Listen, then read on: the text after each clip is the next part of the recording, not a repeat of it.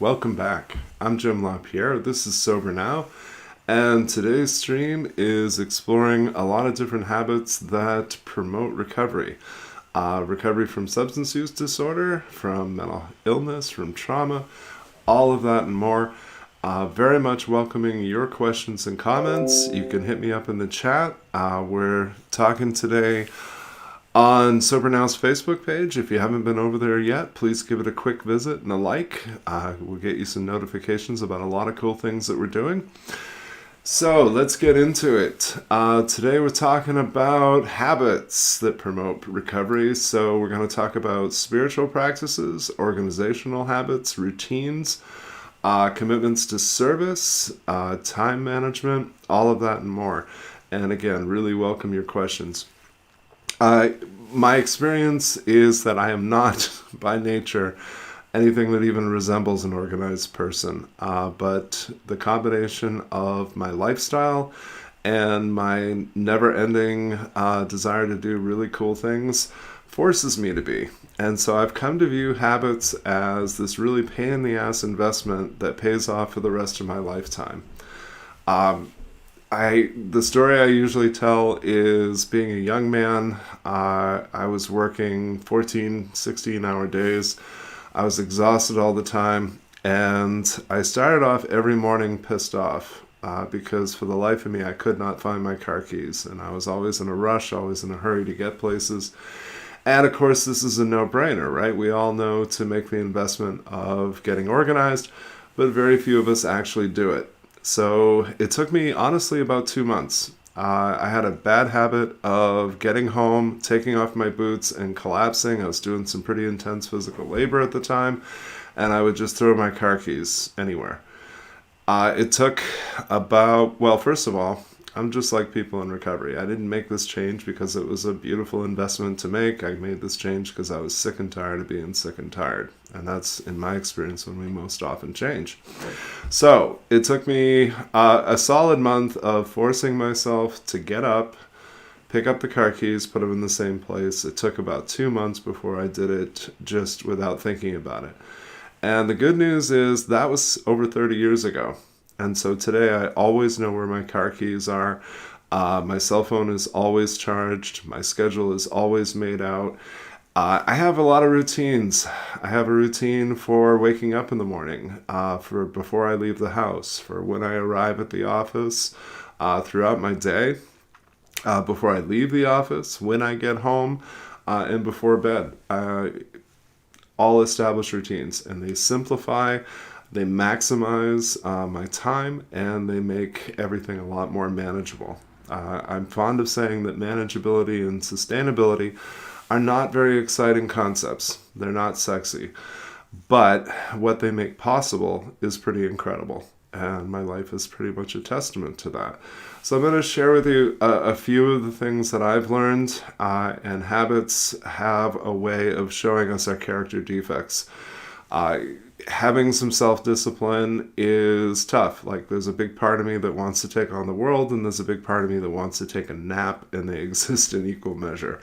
So if you want to find out how much discipline you have, the suggestion that I offer to folks, because if you've been to therapy or if you've been in a 12-step program, somebody has told you that journaling has great value, and it does. It is the quickest and easiest way to quite literally get on the same page with yourself. So I always encourage folks, go to one of the many sites that offer you the chance to have a free blog. And if you're self-conscious or worried about it, don't publish it. Nobody else has to see it, or set the settings to private so that nobody can read it. But then make a commitment to how often you're going to write, how often you're going to journal in this thing. And then tell me, how often do you actually follow through? Because the first, I think, 5 or 6 blogs that I started, I'd start off strong, I'd do a few entries, and then I'd go back to it and realize that it had been like 3 months since I'd written anything. So these things really make me aware of my character defects, but they also offer me the opportunity to change.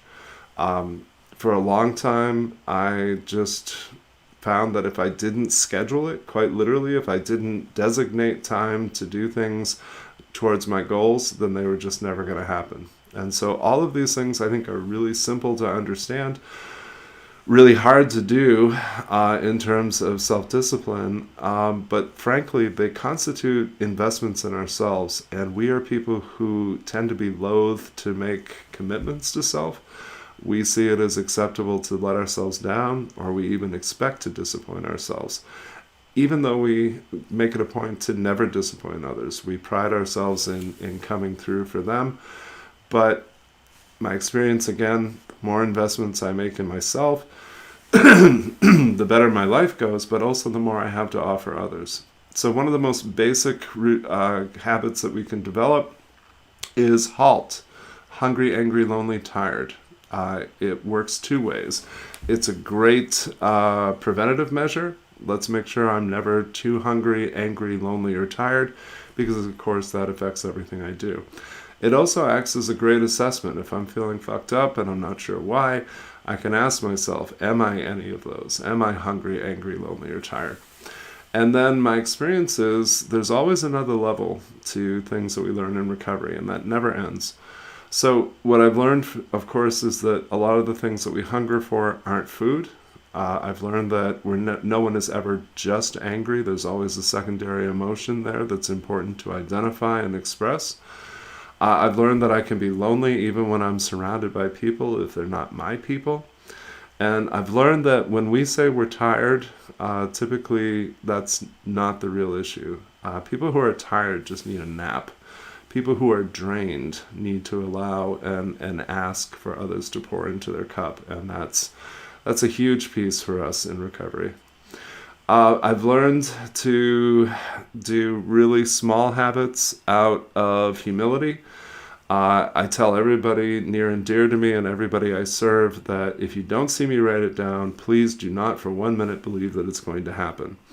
One of the challenges of getting older is I suffer from CRS, which stands for Can't Remember Shit.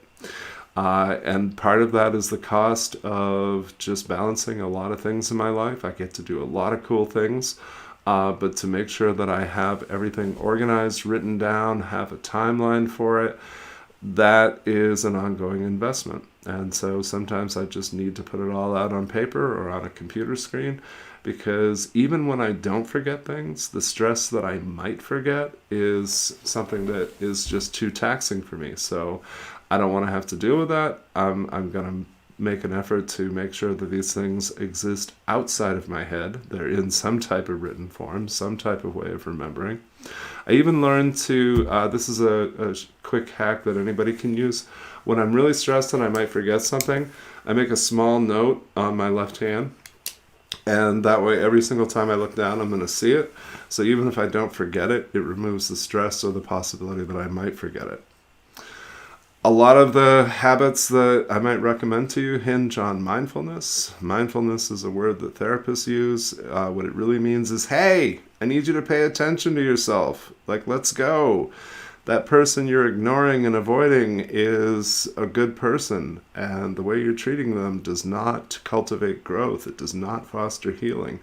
And so making the investment of paying attention means I can just check in with me. I can ask myself really simple questions like, how am I doing? Of course, then I have to be really honest about it. I could ask myself literal questions. What am I doing? And then in most of the times where I find myself struggling, the best question I can ask myself is, who am I going to involve in this process? Because me and me aren't going to get there alone. So just really simple strategies and really simple tricks will take you a very long way. Let's see. Let's talk about some spiritual practices. I love gratitude lists.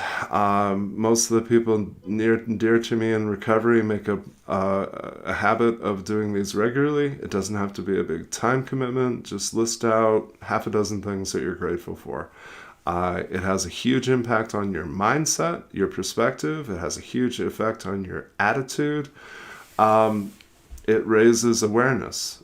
Spiritual practices of any kind are about maintaining a conscious connection to your higher power, and they can come in any form. I often tell the story of my friend Artis, who had the simplest spiritual practice I've ever heard of. She would say to people, Quite literally, don't get out of bed in the morning without saying good morning, God, or whatever your higher power is.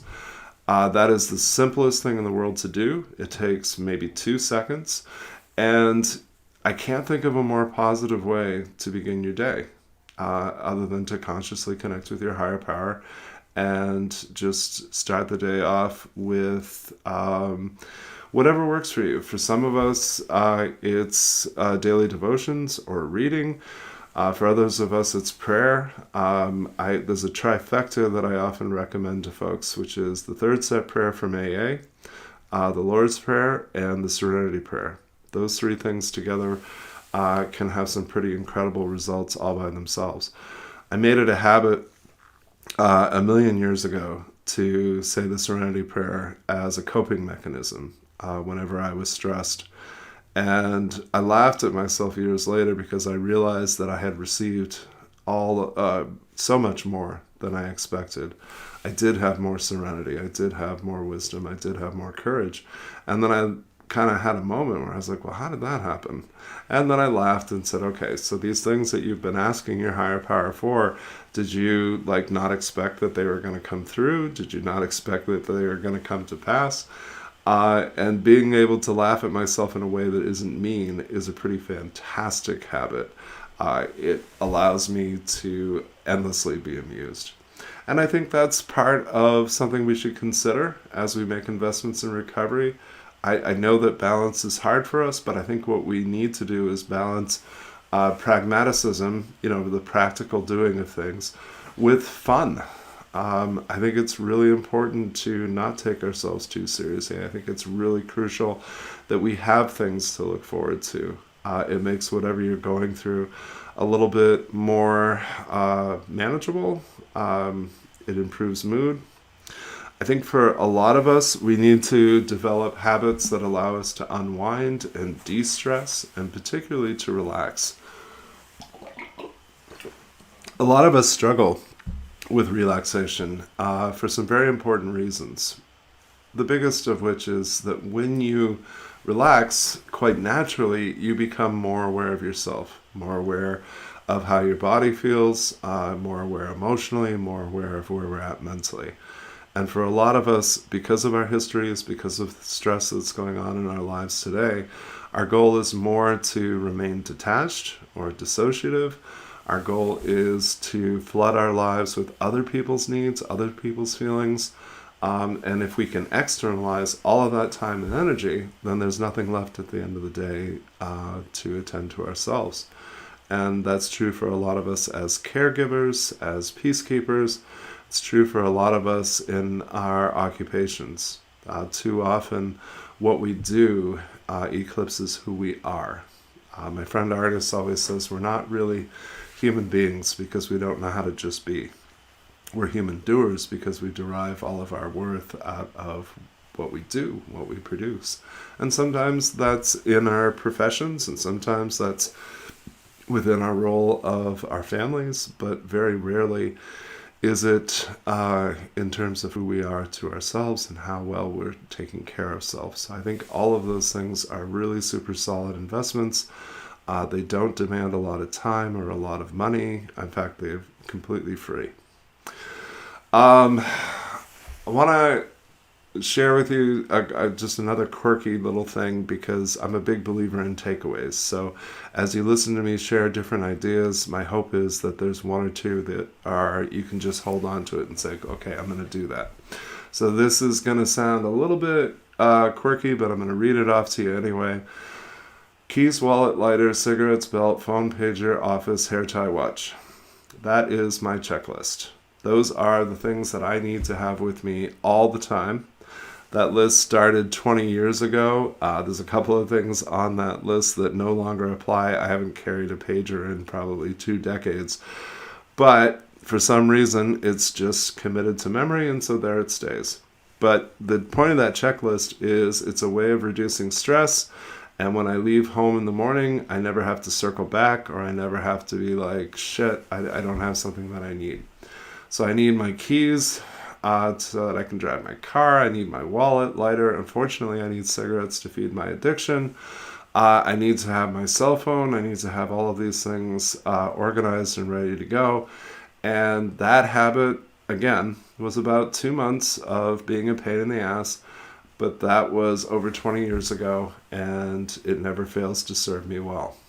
So look for those rituals that you can add to your life. Look for those routines. I use them most pronouncedly in my home life and in my work life, much less so in leisure pursuits or time spent with friends. But the real key to time management, I think, well, there's a few. The first one is maximizing the time that you do have. It's one of my pet peeves, actually. I hear from people all the time that they don't have enough time. And sometimes that's true. Like if you're a single mom, if you're taking care of elderly or sick family members, sometimes life is unmanageable despite our best efforts, and what time we have is very, very little and very precious.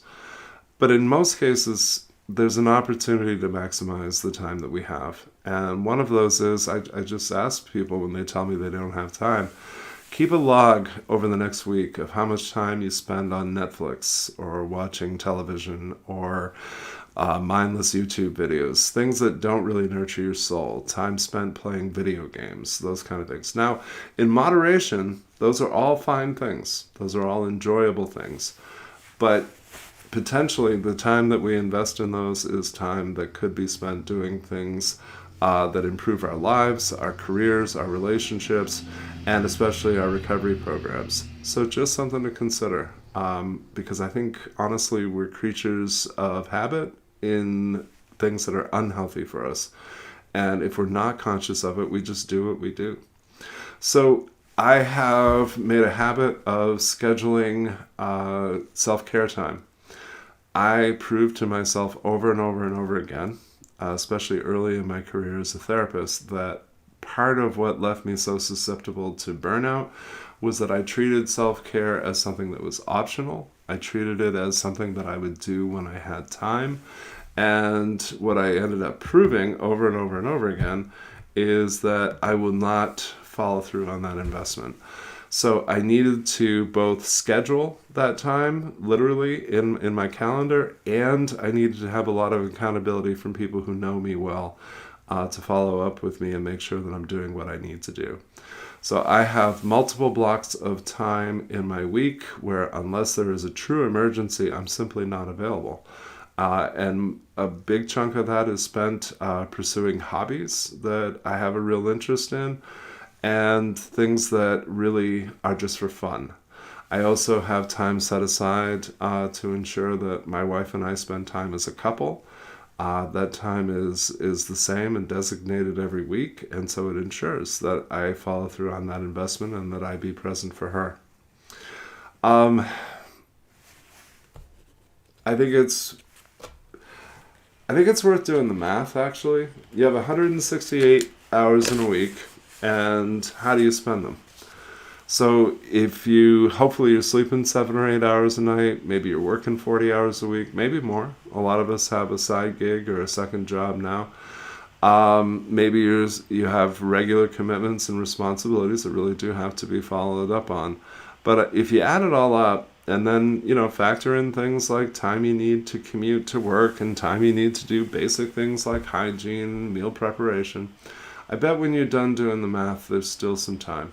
I bet there's at least a few hours a week that you can designate towards something that transforms your life, whether that's doing step work or making a point to attend regular meetings, whether that's working with a therapist or a coach to look at how, what kind of improvements should I be focusing on and what are my priorities. Again, introducing accountability into that mix is everything.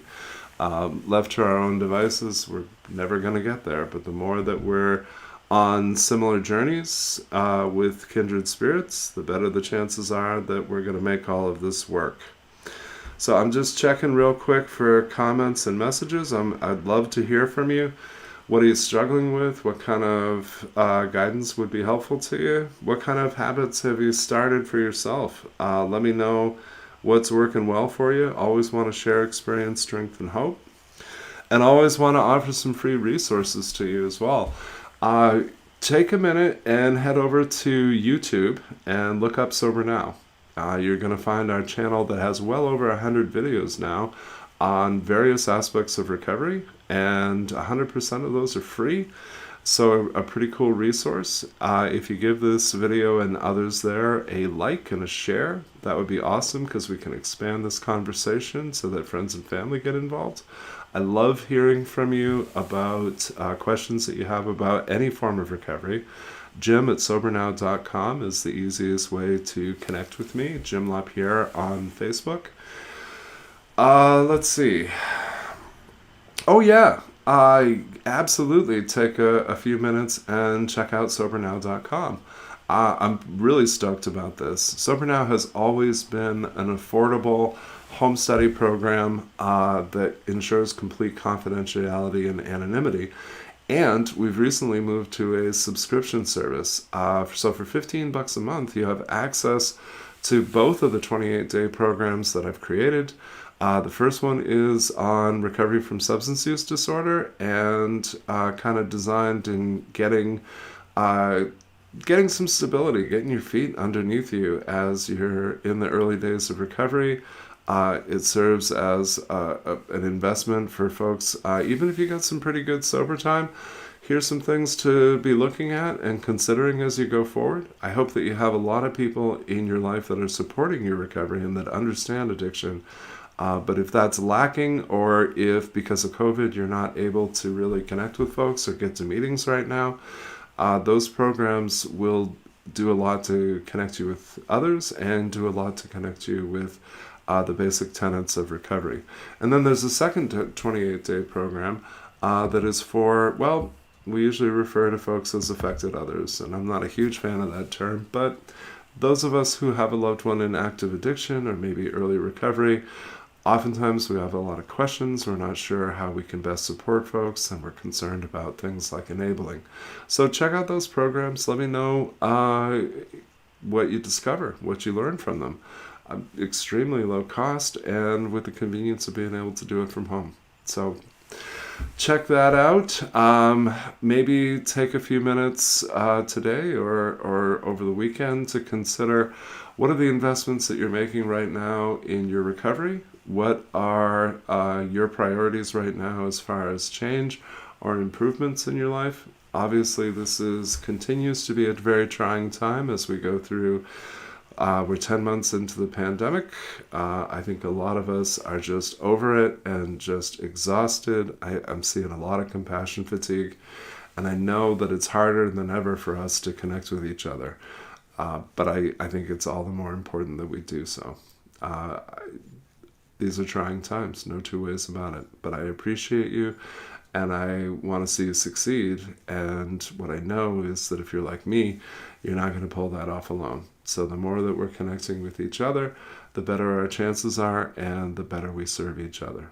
So one more quick check. Again, would love to hear from you. What are your questions? What are you struggling with these days?